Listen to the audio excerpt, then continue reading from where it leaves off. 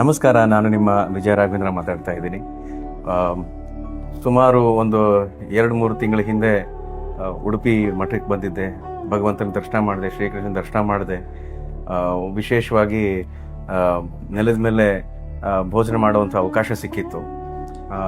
ಅದಾದ ನಂತರ ನನಗೆ ಆಗಿರುವಂಥ ಅನುಭವಗಳು, ಅದು ಬದುಕಿನ ಬಗ್ಗೆ ಆಗಿರ್ಬೋದು, ನನ್ನ ಮನಸ್ಸಿನ ಬಗ್ಗೆ ಆಗಿರ್ಬೋದು, ಇವೆಲ್ಲವೂ ಅನುಭವಿಸಿದವ್ರಿಗೆ ಗೊತ್ತು ಅಂತ ಹೇಳ್ತಾರಲ್ಲ, ಆ ರೀತಿ ಮತ್ತೆ ಮತ್ತೆ ಕೃಷ್ಣ ನೋಡೋವಂಥ ಅವಕಾಶವನ್ನು ಶ್ರೀಕೃಷ್ಣನೇ ಕರುಣಿಸ್ತಾ ಇದ್ದಾರೆ. ಇವತ್ತು ಗುರುಗಳನ್ನ ನೋಡುವಂಥ ಅವಕಾಶ ಆಯಿತು. ಬಹಳ ಬಹಳ ಖುಷಿ ಆಯಿತು. ಒಂದು ವಿಶೇಷವಾದ ಮಾರ್ಗದರ್ಶನ ನಮಗೆಲ್ರಿಗೂ ಸಿಗುತ್ತೆ ಇನ್ಮೇಲೆ ಅನ್ನೋ ಒಂದು ಭರವಸೆ, ಅವ್ರನ್ನ ನೋಡಿ ಅವ್ರ ಜೊತೆ ಮಾತಾಡಾದ್ಮೇಲೆ ಬಹಳ ಖುಷಿ ಆಯಿತು, ಬಹಳ ಸಮಾಧಾನ ಆಯಿತು. ಪುನಃ ಪುನಃ ಶ್ರೀಕೃಷ್ಣ, ನಾನು ಸಾಮಾನ್ಯವಾಗಿ ಹೇಳ್ತೀವಲ್ಲ, ಶ್ರೀಕೃಷ್ಣ ಕರೆಸ್ಕೋಬೇಕು, ಭಗವಂತನೇ ಕರೆಸ್ಕೋಬೇಕು ಅಂತ.